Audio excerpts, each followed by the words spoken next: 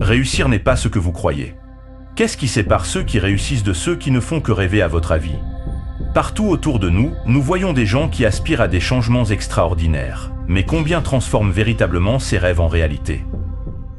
Eh bien, la réussite n'est pas seulement une question de talent ou d'opportunité. Non et non. C'est avant tout un état d'esprit. Il ne suffit pas de désirer, il faut être animé par un feu insatiable qui brûle à l'intérieur. Une faim qui ne laisse pas de place au doute ou au renoncement. Beaucoup de personnes, en particulier la jeune génération d'aujourd'hui, sont encore à la recherche de la formule magique pour réussir.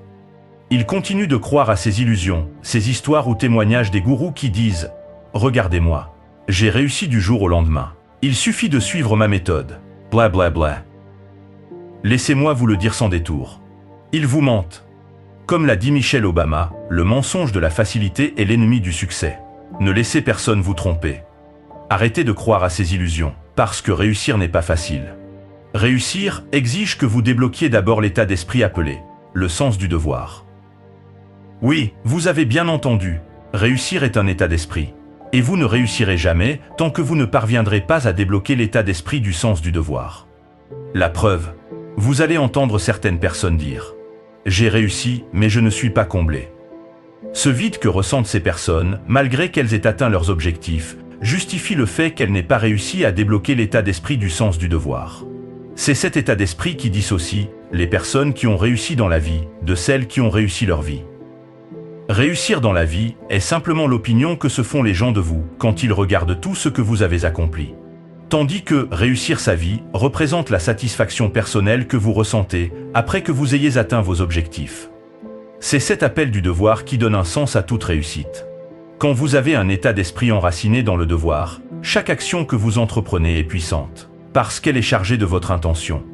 Et il n'y a rien de plus puissant que d'être aligné avec sa véritable intention. La réussite vient alors naturellement. Non pas parce que vous recherchez désespérément la réussite, mais parce que vous agissez en cohérence avec votre mission. Vous êtes authentique, et cela se ressent dans tout ce que vous faites. Regardez par exemple la vie des jeunes d'aujourd'hui. Environ 7 jeunes sur 10 ignorent complètement ce qu'ils veulent dans leur vie. Ils sont comme des athlètes sur tapis roulant. Ils ont la sensation de travailler sans pour autant avancer. C'est vraiment triste. L'on peut clairement voir que ce n'est ni la volonté ni la détermination qui leur manque, mais plutôt le correct état d'esprit. Alors que ces mêmes jeunes continuent de louer les exploits des célèbres joueurs du football, comme Lionel Messi ou Cristiano Ronaldo, etc. Si ces célèbres joueurs n'ont pas fait du football un appel du devoir, ils ne se sentiraient pas comblés aujourd'hui. Ou pire encore, n'auraient pas réussi. Ce n'est pas tout. Le sens du devoir, c'est également ce qui vous pousse à vous lever les matins difficiles, à travailler dur quand les autres se reposent, à aller au-delà de votre zone de confort et à continuer même quand tout semble aller à l'encontre de votre réussite. C'est ce qui donne à un soldat le courage de défendre son pays, à une mère de famille la force de veiller sur les siens, et à un dirigeant la détermination de mener son entreprise vers la réussite. Malheureusement, cet appel du devoir ne se déclenche automatiquement que chez une poignée de personnes. Pour la majorité, ils doivent le faire eux-mêmes. Voilà pourquoi tout au long, j'ai employé l'expression « parvenir à débloquer cet état d'esprit ». Cela pourrait vous paraître banal, mais en réalité, débloquer un tel état d'esprit est généralement difficile pour la plupart. Pourquoi? La réponse est simple. Parce qu'ils associent réussir à la complexité. Notre complexité intérieure est ce qui nous empêche de prendre des mesures simples et directes vers nos objectifs. Cette complexité est parfois due à la peur de l'échec, de n'être pas à la hauteur, la peur du jugement, la peur de sortir de notre zone de confort. D'autres fois, elle est due à la procrastination ou encore au manque de planification stratégique. Léonard de Vinci a dit un jour « La simplicité est la sophistication suprême ». Pour pouvoir débloquer l'état d'esprit du sens du devoir, vous devez revenir à la simplicité. La complexité est l'ennemi de l'exécution. Vous devez comprendre que la réussite est une responsabilité envers soi-même, et non un travail forcé.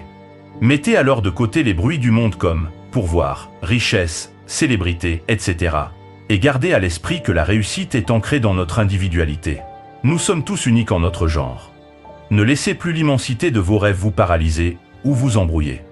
Faites appel à votre vous intérieur, puis commencez par les clarifier. Décomposez-les. Voici la formule. Qui suis-je vraiment? Où je suis? Où je veux être? Pourquoi je veux y être et comment j'y arriverai? Très simple. L'objectif n'est pas d'ajouter plus à votre vie, mais de retrancher l'inutile. Divisez les grands objectifs en tâches plus petites et plus gérables. Une fois que vous savez où vous voulez aller, ayez confiance. Travaillez dur, puis ne lâchez rien. Soyez consistant dans vos actions. Créez consciemment le chemin conduisant à cette vision qui est télescopée au fond de votre âme. Voilà, comment faire de la réussite un appel du devoir. Comme l'a dit Vince Lombardi, le prix du succès est la persévérance, le dur travail et une détermination inébranlable. Merci pour votre temps.